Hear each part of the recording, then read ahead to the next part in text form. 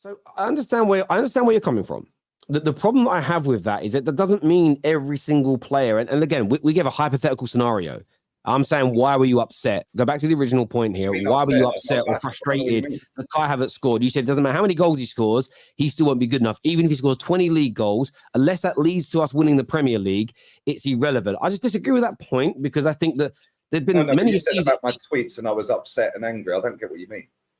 Well, I saw you were annoyed that he got given the man of the match. The fans voted for him. Yeah, he shouldn't have got man of the match. And your general demeanor after winning 4-0 wasn't like a fan of just the way you came across to me. The way you won 4-0. Yeah. And I'm asking why it comes across that way. Why do you come across I'll tell you what, you've got your computer sat in front of you right now, yeah? Because you're saying I wasn't happy and I was upset by Arsenal winning 4-0. By your tweets. Yeah. Okay, cool. Type in on YouTube right now, yeah, my channel. Go to my fan cam after that game and play the whole 10 minutes. I won't do you for copyright, sorry. Play the whole 10 minutes.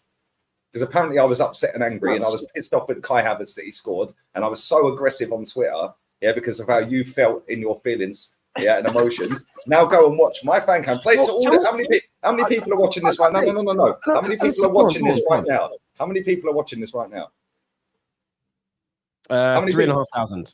3,500. I'll give you permission without copyrighting you to play the whole 10 minutes of my fan cam. Fast forward the first minute where I promote the other channel and thanks for watching the watch along. So go to 1 minute something in and watch the last 9 minutes. Yeah, play the whole thing right now to 3.5 and tell me I was upset and angry. So let me just say to you now. So from my point of view, I trust you on that. I'm sure. Listen, just let me finish. I'm sure that you were in that, but you were definitely angry at or frustrated or annoyed with Kai Havertz being given the man of the match. Yeah, he wasn't man of the match. He shouldn't have been. It was okay. Let me finish. And I've also, I haven't heard the song, but I heard you're raving about this song they've created for Kai Havertz as well. Like, I don't understand. You're saying you weren't angry, but look at your reaction now. Like, you might have been happy in the match reaction, but you're not. Your demeanor's always annoyed. And the better you guys do, Lee, generally with you, the better Arsenal do. Even though you have moments where you say, well done today, your general demeanor is more annoyed when you win than when you lose. Terry, you're chatting bollocks. Yeah, you're chatting bollocks. Arsenal won 6-0 against Seville in a pre-season friendly at the Emirates Cup last summer. Not this summer gone, the summer before. And I always put it, and people that are in this chat that watch my channel and watch my fan cams, I always put my mood in the fan cam brackets. Yeah, the brackets in the title. Sarcastically Gunner. Happily Gunner, yeah, upsetly Gunner, yeah. I always put it in the brackets. Why did 67,000 people watch me being happy in the title after we beat Seville 6-0? Why did 80,000 people watch me be happy with Arsenal winning a cup semi? Why did 90,000 watch me be happy on a watch along for the cup final?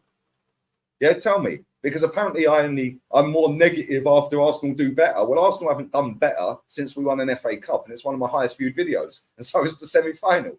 What, they all coming to laugh at me? No, listen. One other thing I want to say as well. One other thing I want to say as well. Because you're saying I was unhappy, but you didn't watch my fan cam. You just see a couple of tweets where I cussed a song.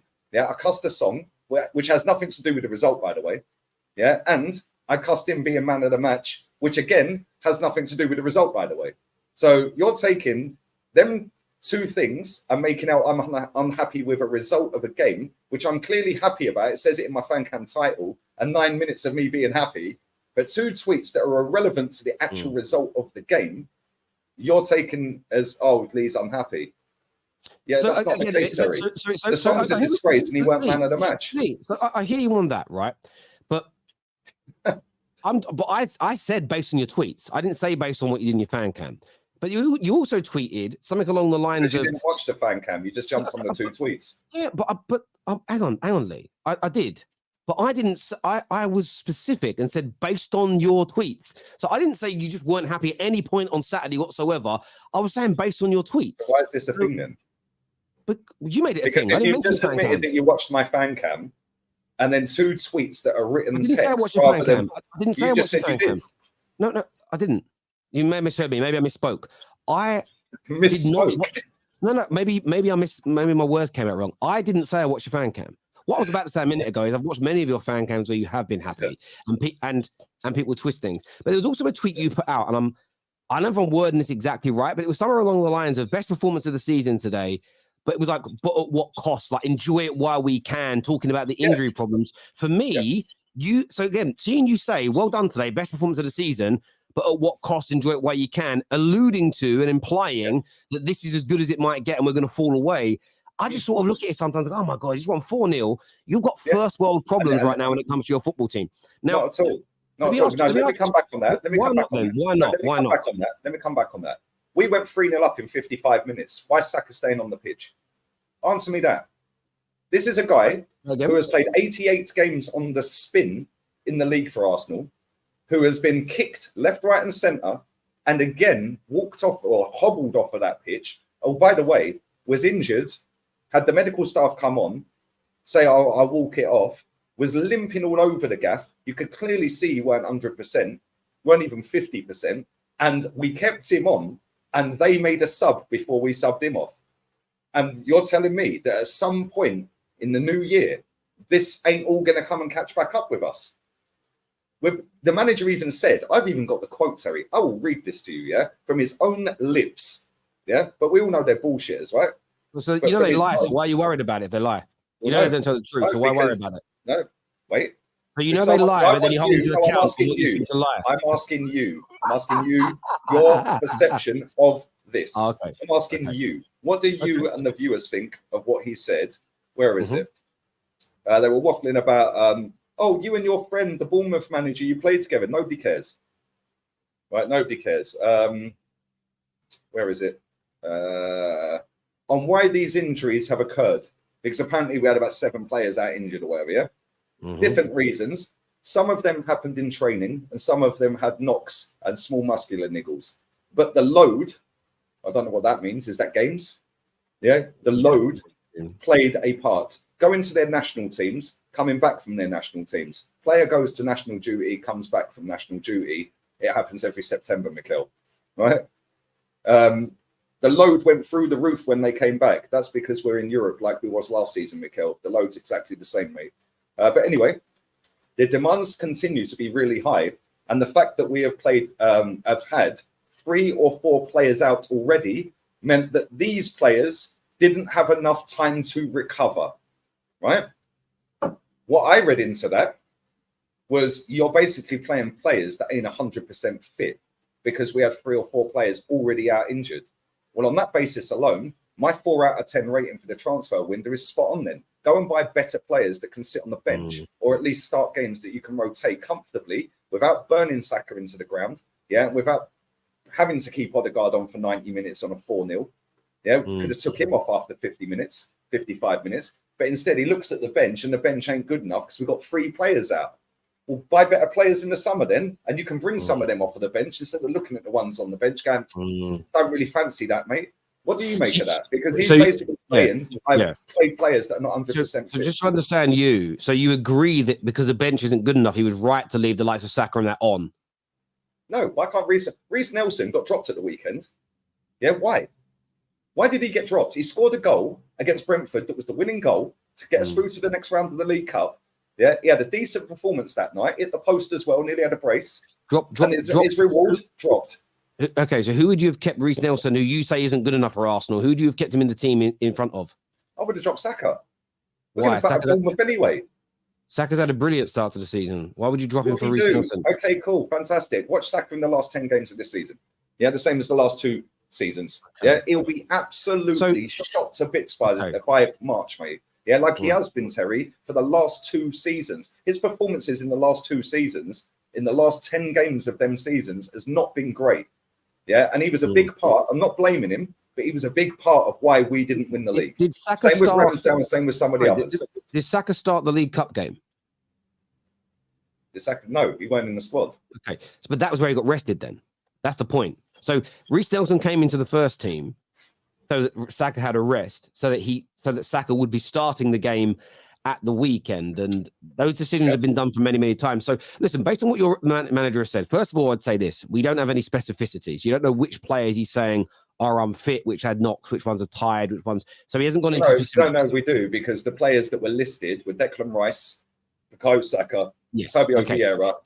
But within that, Okay, but within that, he didn't specify which ones were tired, which ones had knocks, which ones had muscular injuries. Did he specify who had what? No, because these journalists just sit there and go, okay, Mikel. Okay, fine. So this is my take on it. We know that managers give very generic, very open, very beige, very bland answers. I didn't think as many of your players were injured as your press conferences were making out. I had a manager at my club who, for my whole life, you know, the amount of times Fergie would say, so-and-so's out injured, don't know when they're going to be back, and then be in the starting lineup at the weekend. And what you figure out after a period of time is some of the times it's mind games, some of the times it's just playing things down and removing pressure from people, whatever it may be. There's a multitude of reasons that it could be. What I find interesting about you, Lee, is that you say that 1 minute you say that managers just lie in press conferences, but then you hold them to account based on what they say, but you also say, you know, they're lying. So if you know they're lying, then maybe some of your players aren't as injured. No, I'm not twisting it. Let me finish my point. If you say that and you said this on many shows, Lee, that managers lie and you don't believe a word that comes out of their mouth, at the same time, you're angry that he said that you had players that were unfit and had injuries and he's playing them for longer than you think they should based on what he said. But if you've already concluded that he lies, you can't be angry about him playing players that he said were injured because you say he's a liar. Therefore, they weren't injured. Based on your own logic, they can't be injured then, or they may not be injured. So why be angry? It doesn't make sense. He is a liar, first and foremost. Yeah, the reason I've brought that up on here, right, is because of what you've said. Oh, no, but they don't always lie. They don't always lie. How do you know he's lying? You've said this to me on many shows in the last month. Lee, I have. Which is why I read that out to you to get your idea. I have, and I gave it an answer. But my point is, you say no, they're liars. So again, you do this a lot. You can challenge me on my opinion. Lee, you can challenge me on my opinions when I say something based on what I have said. You can challenge Joe Bloggs on what he has said based on his view of football. But you can't use my opinions to back up your own I'm not. You say he's a liar. This is what you do. You say he's a liar, and then you hold him, and then you turn around and moan that he's playing players that he said were injured. That doesn't make sense. Wait. I'm not contradicting myself at all. Yes, you are. Of course you are. No, I'm not. How do you know they're injured? Everyone tells me, that Saka's going to stay fit. He's going to be fantastic. He's going to be this and that. Cool. Fantastic. We can quite clearly see, every football fan that's watched Arsenal this season can quite clearly see that guy is knackered. Yeah, he is shot to pieces and he gets kicked and fouled and thrown up in the air and hobbles off nearly in every game and comes back on. Then he hobbles off again. Then he limps around. Yeah. And the manager's sitting there saying, well, we had 4 players out injured, 3 or 4 out injured. Okay, cool. Yes, he may be lying. I think he probably is lying. But at the same time, Terry, when I'm being told by millions of people all over the world and I'm seeing millions of people everywhere telling me, oh, yeah, well, you know, this manager's amazing, this manager, this. Cool. Don't come back crying at the end of the season when we've won nothing and because Saka's injured for 4 months. Yeah. God forbid he ain't. Yeah. But let me tell you right now, that boy has played nearly 90 straight games for Arsenal in the Premier League. 90. 88, I think it is, or 89, whatever it may be. Yeah. Are you telling me, right, my tweet that I put out, at what cost? Because again, he went off injured. We know he's got a recurring Achilles problem. That's already been reported in the media. He's got a recurring injury to his Achilles. He gets kicked and limps off the last 2-3 games that he's played, Terry. Then he's fit and ready to play again. At some point, that kid is going to break down. Yeah, that kid is going to break down. Yeah, and that's what I meant with at what cost. Because we could have hooked him off after 55 minutes. We didn't. And then he limped off. And again, and he's been in training this week. He's flown to Lons. He'll probably play tonight. Yeah, and cool. But again, we've got Man City at the weekend. Yeah. Then we've got another big game against Chelsea after the international break, which again, our manager didn't know there was an international break coming up in 2 weeks. Yeah. He thought it was after the Bournemouth game. What can you tell us about your 5-phase plan, Mikel? What kind of question is that for a Bournemouth press conference? Right. And he said, well, the next phase is the 24 hours leading up to Bournemouth to get the win, hopefully get the win so we can go into the international break happier. Mate, we've got a game tonight and we've got a game on Sunday. Not one person challenged him on, no, Mikel, you've got 2 more games coming up. Yeah, but my point with that tweet, Terry, was at what cost? Because I see the bigger picture. I don't go game to game, mate. Yeah, I don't just go, oh, well, we lost 4 in a row. Yeah, but now we've won. No, let's all get the bunting out. No, listen, I see what's coming, mate. So I understand where you're coming from, but back to what I originally said, and I said it in the fan channel review that I do. And for me, it doesn't bother me because, you know, we get on, we're pals. It's funny to me. I just find it hilarious. Yeah, because you have no context with it all the time. You see two tweets, I didn't watch my fan cam. Lee, it's not about context. I know you well enough and stream with you every week to understand your disposition. We spend at least 2 hours a week together doing this and have done for over 2 years. That's enough time, in my opinion, to understand your disposition. No, I agree. But at the same time, you took 2 isolated tweets when there's a 10-minute video on the same day after the game and you didn't even bother to watch it. Yeah, but Lee... so you took 2 isolated tweets that had nothing to do with the result. So first and foremost, the fan channel review videos are tongue-in-cheek satire.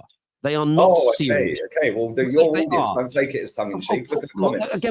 Again, I'm not responsible. Are you? Well, you are responsible, Terry. You got I am not. Hang on a minute. I didn't think you'd ever do one of these lefty things. So you're telling me I'm responsible? You're responsible for having context behind what I'm saying. No, I'm having a laugh and a joke. Two isolated tweets. Let me finish my point. Let me finish, Lee. Let me finish my point, Lee. Let me finish my point. So I'm not responsible if someone watches me laugh at a video of yours with me being sarcastic about it. If somebody misinterprets the sarcasm and doesn't understand it, I am not responsible for their inability to understand sarcasm and their lack of brain capacity. Otherwise, by that logic, we all have to go around with everything we tweet and say and do and explain it in intricate detail so that everybody definitely understands. Because you are not accountable, Lee. If you tweet something tonight and somebody misinterprets it and goes on a rampage and abuses someone or attacks me or says something horrible, you're not accountable for them not understanding it. That's not on you. Can I ask you one question? That's not on you at all. It ain't on me, Lee. It's a fan cam review show you did, yeah? So why are you mentioning my tweets then? Because they're not fan cams, are they? They're tweets. No, why didn't you mention my fan cam that you didn't watch? Lee. Now you're getting pernickety. It's been I'm not getting. It's a fact. Your words. Let me tell you why. Fan cam review show. You don't want me to ask you why? It's not called the fan cam review show. It's been called the fan channel review show for years. And what we have reviewed on it since day one has been videos from fans and from pundits and tweets. The one thing we stopped doing on there because the feedback weren't great, we used to change the tone of the voices. I've been doing it for 7 years, Lee. So it's always been there. And it makes me laugh that sometimes you've won a game, your club's in a really good position, and it makes me chuckle. Not in a horrible way, because I always defend you online. I always defend you on shows. My tweets had nothing to do with the result. Well, they definitely did when you say, well done on the result, but we won't be enjoying it for much longer. That's to do with the result. Man of the match is to do with the game. Literally directed. Those tweets were directly about the match that you had just won 4-0. Kai Havertz getting man of the match had nothing to do with my feeling on the game. It was he shouldn't have got man of the match. That's a totally separate topic. Yeah, he shouldn't have got man of the match. Wait, then I've said best performance of the season. You clearly said I said that. Best performance of the season. But at what cost? It's a question. At what cost? Enjoy it while we can. Yeah? Enjoy it while you can. Because in my opinion, yeah, taking Sacka off on 70, 80 minutes or whatever it was, when you could have took him off on 55, yeah, is going to do more harm than good. You're 3-0 up and coasting. Hook him off. Yeah, the fact Odegaard played the whole game was mad to me. Yeah, that was crazy to me. Why? Because if he gets injured, who's creating? Well, we're going to put Havertz there or Vieira. It's good.